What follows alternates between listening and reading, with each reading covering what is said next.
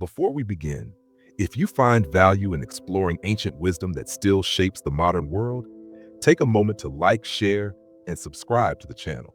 Your support helps us bring deeper insights into Stoic philosophy and create more content that empowers you to live with clarity, courage, and peace. Now, let's begin our journey. Segment 1, Introduction to Amor Fati. What if I told you that everything that's ever happened to you, every triumph, every heartbreak, every loss, wasn't just something you needed to accept, but something you could love? That's the radical, empowering heart of Amor Fati, a Latin phrase that means love of fate. To the Stoics, fate wasn't the enemy. It wasn't some cruel force to endure. It was a sacred dance, a cosmic rhythm that we are invited to join. Marcus Aurelius, the Roman emperor and Stoic philosopher, once wrote, "A blazing fire makes flame and brightness out of everything that is thrown into it." This is Amor Fati, to be the fire that turns pain into purpose, misfortune into meaning.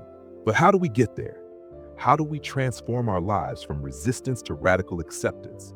Let's dive deep. Segment 2, The Origins of Amor Fati.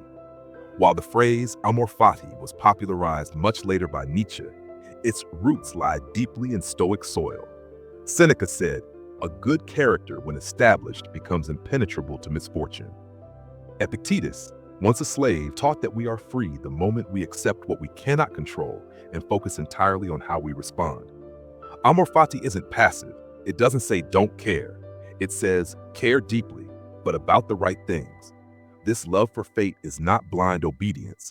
It is deliberate alignment with reality, a choice to find beauty in the unfolding of life, not just when it's easy, but especially when it's hard.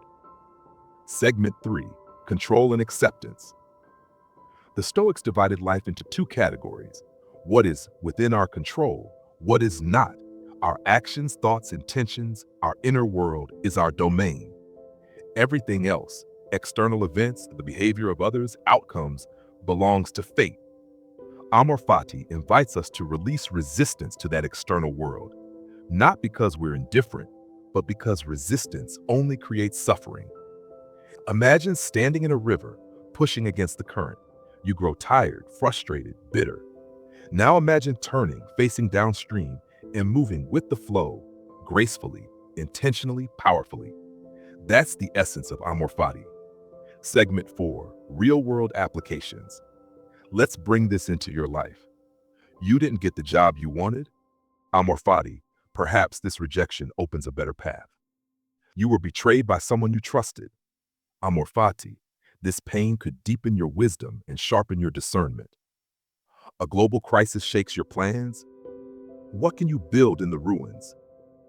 Marcus Aurelius again, if you are distressed by anything external, the pain is not due to the thing itself, but to your estimate of it, and this you have the power to revoke at any moment. What if everything that happened to you was meant for you?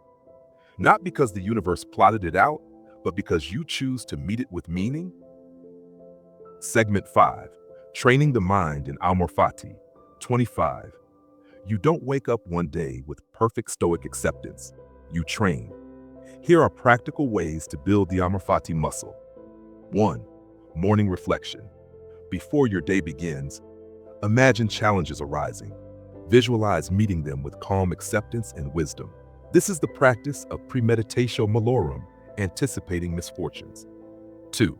Journaling. Write about the events of the day. Where did you resist reality? Where did you flow with it? How can you love even the hard parts? 3. Reframing adversity. Ask, what is this teaching me? How can I grow from this? Even pain can be a teacher, a brutal, honest, necessary one. 4. Detach from outcome. Focus on your intentions and actions, not on whether the world applauds or ignores you. 5. Gratitude in difficulty. It may sound paradoxical, but learn to say, "Thank you for this storm. It taught me to steer."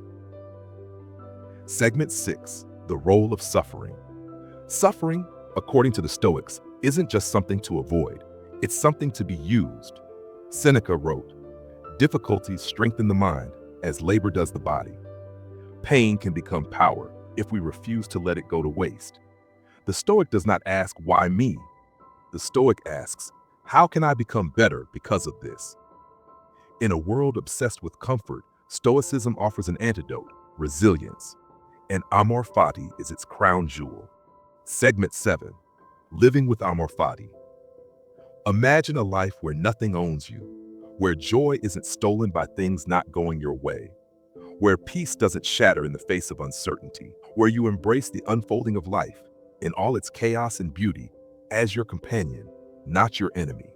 That's the Stoic path. That's Amor Fati.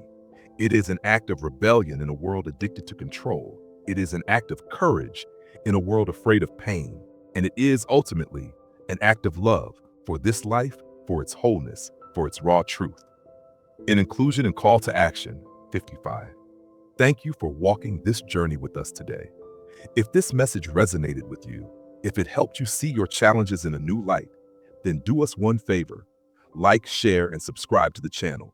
It helps us reach more minds and more hearts with this ancient, life-changing wisdom. And remember, don't just endure life, love it, even the thorns, even the storms.